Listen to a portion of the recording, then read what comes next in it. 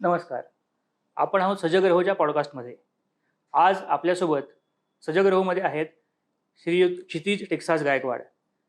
क्षितिज हे आंबेडकरी चळवळीतले कार्यकर्ते आहेत आणि आत्ता आपल्याकडे राज्यामध्ये जे काही स्थित्यंतर येऊ घातलेलं आहे, त्या स्थित्यंतराकडे आंबेडकरी तरुणांनी कशाप्रकारे बघितलं पाहिजे, काय विचार केला पाहिजे, या विषयावरती आपल्याशी आज ते बोलणार आहेत. क्षितिजी, तुमचं खूप खूप स्वागत आहे. धन्यवाद ऋतुराजजी. आपले खूप खूप आभार आणि सर्वांना माझ्यातर्फे जय शिवराय, जय भीम. तर आपण चर्चा सुरू करताना मला पहिला प्रश्न असा पडतो, की बाबासाहेबांनी जी चळवळ चालू केली, दलितांना समाजामध्ये परत आणण्याची, त्यांच्या जीवनामध्ये एक प्रकारचा उन्नतावस्था आणण्याचे ते प्रयत्न त्यांनी केले. ज्याला आत्ता आपण आपल्या परिभाषेमध्ये आंबेडकरी चळवळ असं म्हणतो.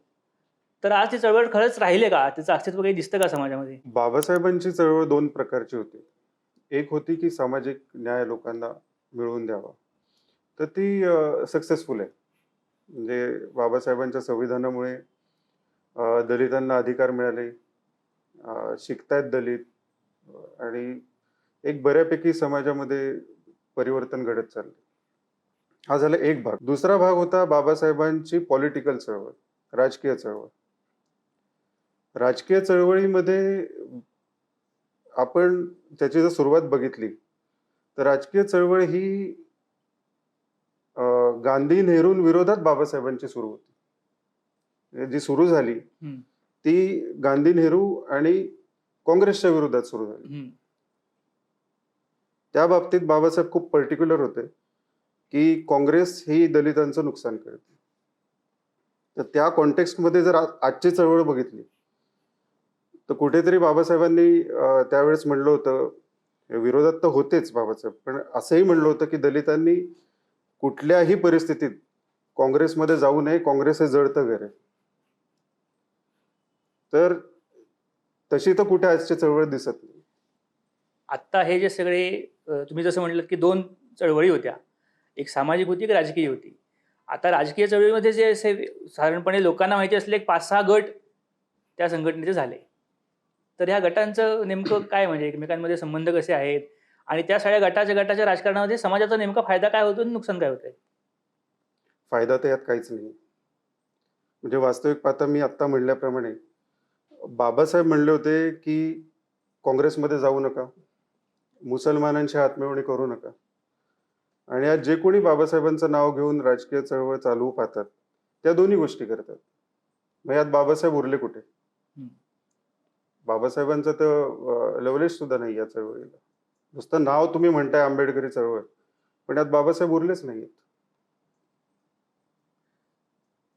ह्याला जोडून पुढचा प्रश्न माझा असा आहे की तुम्ही जसं म्हटलात की त्यांच्या नावाचा वापर होतो किंवा त्यांच्या नावावरती सगळं राजकारण चालतं, पण त्यांच्याकरता कोणी काही करत, त्यांच्या विचाराकरता कोणी काही करत नाही. तर असं बाबासाहेबांच्या एकूणच त्यांच्या कामाचं, त्यांच्या वैचारिक मांडणीचं अवमूल्यन होतंय का? त्यांच्या वेगळ्या पद्धतीने मांडणी होते का? म्हणजे बाबासाहेबांची प्रतिमा हिंदू विरोधी अशी दाखवली जाते, निर्माण केली जाते, असं जाणीवपूर्वक होतंय, केलं जातंय? काय वाटतं तुम्हाला? नक्कीच बाबासाहेबांचं 56 साली ज्यावेळेस महापरिनिर्वाण झालं त्यानंतर दादासाहेब गायकवाडांच्या हाती बऱ्यापैकी चळवळ होती. पॉलिटिकल बोलतो. दादासाहेब गायकवाडांनी काँग्रेसची नंतर हातमिळवणी केली आणि त्यानंतर जे काय चळवळीचं झालं, म्हणजे काँग्रेसी विचारवंत घुसले चळवळीत, कम्युनिस्ट विचारवंत घुसले आणि त्यांनी जो काही सत्यानाश करायचा होता चळवळीचा तो केला.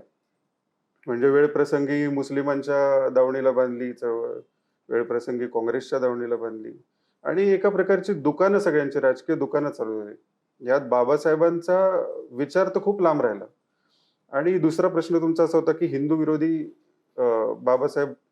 बाबासाहेबांना दाखवण्याचा प्रयत्न यात जाणीवपूर्वक होतो. नक्की होतो. कारण काँग्रेसला यात मतांचं राजकारण करायचं, की कुठेतरी हिंदू समाजापासून तोडून आणि बाबासाहेबांना हिंदू द्वेषी दाखवून, ब्राह्मण द्वेषी दाखवून एक त्यांना मतांचं राजकारण करायचं. त्यामुळे त्यांनी ते पूर्वीपासून, बाबासाहेब गेल्यापासून हे चालू झालं. बाबासाहेब असे नव्हते, म्हणजे हिंदू विरोधी नव्हते, ब्राह्मण द्वेषी नव्हते. नक्कीच नाही. याची त्यांच्या चरित्रातली काही उदाहरणं आपल्याकडे सांगता येतील का? बाबासाहेब आंबेडकर रायटिंग्स अँड स्पीचेसचा जो खंड 7 आहे, व्हॉल्यूम 7, त्याच्यामध्ये बाबासाहेब असं स्पष्ट म्हणतात की मी इस्लाम किंवा ख्रिश्चॅनिटी का स्वीकारत नाहीये, तर मला माझ्या समाजाला भारतीय संस्कृतीपासून लांब घेऊन जायचं नाहीये आणि इथल्या हिंदू समाजाला माझ्यामुळे त्रास होईल अशी काही व्यवस्था मला निर्माण करायची नाही. तर बाबासाहेब इतके स्पष्ट होते की हिंदू समाजाला त्यांना त्रास द्यायचा नव्हता.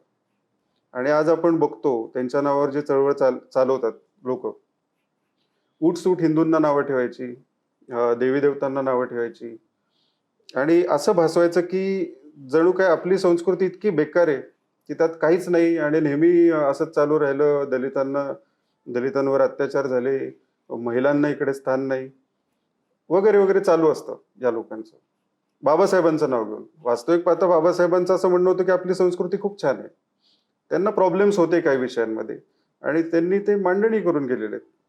त्यामुळे मी नेहमी म्हणतो ना, आणि आता परत या पॉडकास्टमध्ये म्हणतो की आपण शक्यतो बाबासाहेबांवर कोणी काय पुस्तकं लिहिली आहेत हे वाचण्यापेक्षा बाबासाहेबांनी स्वतः काय लिहिलंय हे वाचून त्यांच्या अँगलनी त्या गोष्टींकडे बघण्याचा आपण प्रयत्न केला पाहिजे. बाबासाहेब म्हटलं की एक विषय नेहमीच येतो, त्याशिवाय त्यांच्यावरचं बोलणं पूर्ण होत नाही. तो आहे मनुस्मृतीचा. त्यांनी जे दहन केलं मनुस्मृतीचं, त्या बाबतीत देखील अनेक प्रकारची मतमतांतरं आहेत. आणि आजही समाजामध्ये काही घडलं, एखादी घटना दलित समाजाच्या विरोधात घडली, तर पहिलं काय होतं, तर कोणतरी नेता उठतो आणि मनुस्मृती दहन करून येतो. तर ह्याच्याकडे तुम्ही कसं बघता? हे परत तिथेच आलं. जरा थोडे बाबासाहेब वाचले ना तर आपल्याला एक गोष्ट लक्षात येईल. बाबासाहेब काय म्हणतात, मनुस्मृती जाळताना बाबासाहेब काय म्हणतात की पुष्यमित्र शुंग ज्यावेळेस सत्तेवर आला त्यावेळेस त्याचा एक ऍडवायझर होता, सुमती भार्गव नावाचा. त्याचं टोपण नाव मनू होतं. त्या सुमती भार्गवचं टोपण नाव मनू होतं. आणि बाबासाहेब म्हणतात की त्याआधी मानव अर्थशास्त्र वगैरे हे सगळे ग्रंथ होते आणि त्यात त्यांनी तोडून फोडून एक मनुस्मृती नावाचा ग्रंथ तयार केला या सुमती भार्गवाने. त्याला त्याचं टोपण नाव मनू होतं. बाबासाहेब म्हणतात नाही तर मूळ मनू ऋषींनी जर हा ग्रंथ लिहिला असता तर त्याला मनुस्मृती का नाव दिलं असतं. ते समजा मी काही लिहितोय तर त्याला क्षितिज स्मृती असं नाव नाही देणार, त्याला मी क्षितिज काहीतरी म्हणेन किंवा लेख म्हणेन माझा किंवा ऑटोबायोग्राफी म्हणेन किंवा वॉट एव्हर म्हणेन. तेव्हा उपनिषद होती, उपनिषद झालं असतं कदाचित ते. तर इतके स्पष्ट बाबासाहेब म्हणतात की ती मनुस्मृती जी सुमती भार्गव ज्याचं टोपण नाव मनू होतं ती मी दहन करतो. आणि मनुस्मृतीचा विशेष तुम्ही काढलं म्हणून सांगतो, आज कुणीही म्हणजे संघ असो, भारतीय जनता पार्टी असो किंवा कुठलीही हिंदुत्ववादी संघटना असो, हे म्हणतात का की आम्हाला मनुस्मृती परत लागू करायची? नाही. त्या विरोधात म्हणजे एकीकडे ह्यांचं आचरण, हिंदू संघटनेचं आचरण, आणि दुसरीकडे इस्लामिक ज्या संघटना आहेत त्या म्हणतात आम्हाला शरियानुसार जगू द्या. तर तुम्ही बघा की संविधानाला धोका हा मनुस्मृतीपासून आहे. आज जिथे जाळली बाबासाहेबांनी, आज कोणी म्हणत नाही आम्हाला परत लागू करायची. ना तुम्ही म्हणताय ना मी म्हणतोय ना कोण म्हणतोय, ती जाळली. पण जे म्हणतात की आम्हाला शरिया पाहिजे त्यांचं काय करणार? त्यांचं काय करणार तुम्ही? म्हणजे खरा धोका संविधानाला कशाचा आहे? शरियाचा आहे, नाही का?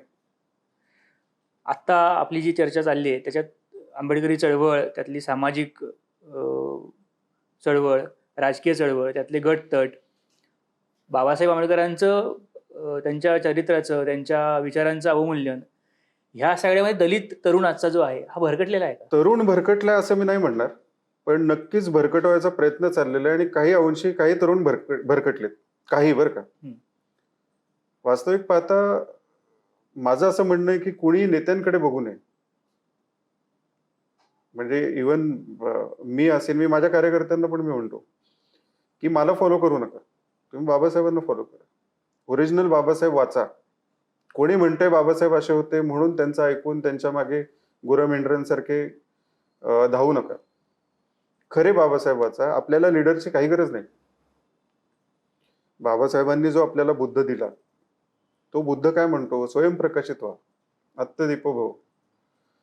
तुम्ही विचार करा, स्वतः मोठे व्हा, समाज तुम्हाला, तुमचा समाज आपोआप स्ट्रॉंग होईल, त्याला ताकद मिळेल, तुम्ही स्ट्रॉंग व्हाल आणि सगळेजण तुम्हाला ऑटोमॅटिकली इज्जत देतील. यासाठी कुठल्या लिडरनी येऊन काही तुमच्यासाठी करण्याची गरज काय? तुम्हाला डोकं दिलंय ना, निसर्गाने आपल्याला डोकं दिलंय, आपण विचार केला पाहिजे. पण आता चळवळीमधले नेते कसं वागतात तरुणांशी? यात होतंय काय माहितीये का, आजकाल बघा आंबेडकरी चळवळ कोणाच्या हातात आहे? म्हणजे बीएसपी बघा, आता बीएसपी चं जर हत्ती चिन्ह बघितलं तर बाबासाहेबांचं असायचं, निवडणुकीत बाबासाहेबांचं हत्ती चिन्ह असायचं. बीएसपीने काय केलं, आता बाबासाहेबांनी हिंदू धर्म सोडताना 22 प्रतिज्ञा दिल्या. ठीक आहे, त्यांचं म्हणणं होतं ब्रह्मा विष्णू महेशला मी देव मानणार नाही वगैरे वगैरे या गोष्टी होत्या. त्यातले ब्रह्मा विष्णू महेशला देव मानणार नाही, हे मी बुद्धाला मानेन आणि बुद्धाचं आचरण करेन. आता समजा काशीराम आणि मायावती हे जर बाबासाहेबांचं नाव घेतात, तर मग मायावती असं का बरं म्हणते हाती नाही गणेश आहे ब्रह्मा विष्णू महेश? यात बाबासाहेब कुठे उरले? हम्म. बाबासाहेब उरलेच नाहीत. दुसरा राहिला चंद्रशेखर रावण, स्वतःचं नाव रावण करून घेतो. आणि इतकं दुर्दैव आहे बघा, आता या रावणकडनं आम्हाला आंबेडकरी चळवळ शिकायची वेळ आलेली. एक आहेत बाबासाहेबांचे नातू स्वतः प्रकाश आंबेडकर, म्हणजे कुठे रायगडावर जाऊन छत्रपती शिवाजी महाराजांचं समाधीचं दर्शन घेणारे बाबासाहेब आणि कुठे औरंगजेबाच्या कबरीवर जाणारे प्रकाश आंबेडकर. का मानावं आंबेडकरी जनतेने या नेत्यांना? मला सांगा. बाबासाहेबांचं नाव आणि त्यांनी दिलेलं संविधान याचा आपल्या राजकीय फायद्याकरता वापर होतोय का? नक्कीच. उठसूड आता बघा ना, राहुल गांधी ते लाल कलरचं कुठलं संविधान आणलंय आणि तेच सारखं दाखवतो. त्या संविधानाच्या वास्तविक पाहतात त्याच्याच इंडेक्समध्ये लिहिलेलं की काँग्रेसने कसं संविधान मारलं आणि इमर्जन्सी कशी आणली ते वाचलं पण नाही. म्हणजे राहुल गांधींनी तो जे पुस्तक घेऊन फिरतो ना, त्याच्यात लिहिलेलं आहे की काँग्रेसने कशी संविधानाची हत्या केली. त्याच्या काय म्हणतो आपण त्याला, प्रस्तावनेत आहे. त्या लेखकाने इतकं क्लिअरली लिहिलेलं आहे. याचा अर्थ राहुल गांधी काय करतो, ही इज नॉट रिडिंग. त्याला कोणीतरी सांगितलं खिशातनं संविधान काढायचं, दाखवायचं, संपला विषय. आणि संविधान हे एक इन्स्ट्रुमेंट केलंय की जसं काय मोदीजी संविधान मोडायला निघालेत आणि त्याच्या विरुद्ध राजकीय वापर या गोष्टीचा संविधानाचा होतोय. 100% तुमचा प्रश्न योग्य आहे आणि त्याचा होतोय वापर. ऑन द अदर साइड तुम्ही बघितलं तर 2010ला आता नॅशनल पॉलिटिक्समध्ये नरेंद्र मोदींचा संबंध पण नव्हता. 2010ला संविधानाला 60 वर्ष पूर्ण झाली. त्यामुळे त्या निमित्त मोदीजींनी हत्तीवरनं संविधानाची वरात काढली होती. नॅशनल पॉलिटिक्समध्ये मोदीजींचा संबंध नव्हता. बाबासाहेबांचं इंग्लंडमधलं घर मोदीजींनी घेतलं, इंदू मिलचा प्रश्न मार्गी लावला, दीक्षाभूमीला मोठं अनुदान दिलं, चैत्यभूमीला अनुदान दिलं. आत्ताच्याच बजेटमध्ये 1000 कोटी विविध बुद्धविहारांसाठी सँक्शन झालेत. अशा लोकांना तुम्ही दलित विरोधी म्हणता आणि संविधान विरोधी म्हणता. आणि ज्यांनी ठेचले हत्या केली संविधानाची, त्या काँग्रेसला काय अधिकार बरं आहे की संविधान दाखवायचा? काय अधिकार आहे काँग्रेसला? यांचा संबंधच नाहीये संविधानाशी. राहुल गांधीचा काय संबंध आहे संविधानाशी? हे तो अशा घराण्यात येतो. बरं, त्याच्या वडिलांनी एका इंटरव्ह्यू मध्ये सांगितलेलं आहे की मला प्रमोशन मध्ये आरक्षण नकोय. का? तर मला बुद्धू लोकांना आणायचं नाहीये सिस्टीम मध्ये. या राजीव गांधीचा मुलगा आम्हाला संविधान सांगणार? जागतिक व्यासपीठावर जाऊन त्यांनी म्हटलं की आम्हाला आरक्षण काढून टाकायचंय. तो तर आत्ताचा मुद्दा झाला, मुद्दा आहे. पण ते कधीतरी मनातलं ओठावर येतं ना. हम्म. मनातलं ओठावर येतच, वापर करून झाल्यानंतर कधीतरी ओठावरती येत. कधीतरी हा ओठावर येतच. आत्ता आपण ज्या वातावरणामध्ये सगळं बोलतोय आणि चर्चा करतोय, तर आता पुढच्या काही दिवसांमध्ये महाराष्ट्रामध्ये निवडणुका जाहीर झालेल्याच आहेत, मतदानाची वेळ आलेली आहे जवळ. तर अशा सगळ्या ह्याच्यामध्ये इतक्या गदारोळामध्ये, इतक्या गटतटांमध्ये, इतक्या बाबासाहेबांच्या प्रतिमेचं वापर होतोय, त्यांच्या संविधानाचा वापर होतोय आणि याच्यामध्ये तो सामान्य दलित तरुण आहे, तो असा कुठेतरी एका नैराश्याच्या वातावरणामध्ये आहे. त्याला नेमकं कळत नाही आपण करायचं काय, जायचं कुठे. आपल्याला नेमकं मतदान तर करायचं, पण ते नेमकं कोणाकडे करायचं, आपल्या जवळीतील लोकांना करायचं की अजून काहीतरी वेगळ्या विचारांकडे जायचं. तर ह्याच्याकरता तुम्ही काय सांगाल या तरुणांना? आंबेडकरी तरुणांना तर मी एक निश्चित सांगेन की निराश होऊ नका. अजिबात कोणी संविधान बदलू शकत नाही. आणि SC STंना मुळात जे आरक्षण मिळाले ते संविधानातले, ते बदलता येत नाही, ते घालवता येत नाही आणि कोणाची तशी मनशाही नाही आणि कोणी डेअरिंगही करणार नाही. राजकीय परिस्थिती बघून सुद्धा आंबेडकरी तरुणांनी विशेष करून निराश होऊ नये. का सांगतो की एक इतकी छान सिस्टीम पॉलिटिकल आपल्याकडे आहे आणि बाबासाहेबांच्या संविधानाने निर्माण केलेली आहे. आपण फक्त आता काय करायचंय, आता जशी विधानसभेची निवडणूक येऊ घातलेली आहे, बाबासाहेबांची 2 वाक्य नेहमी लक्षात ठेवायची. 1940 साली जे बाबासाहेबांनी पुस्तक लिहिलं होतं, पाकिस्तानवर पार्टिशन ऑफ इंडिया, त्यात त्यांनी इस्लाम विषयीचे विचार मांडून ठेवलेले आहेत. ते म्हणतात की दलितांनी मुसलमानांना मित्र मानण्याची चूक करू नये. नंतरच्या पॉलिटिकल चळवळीमध्ये बाबासाहेब म्हणतात, काँग्रेस हे जळतं घर आहे, त्याची 25 पैशाची सुद्धा मेंबरशिप घेऊ नका.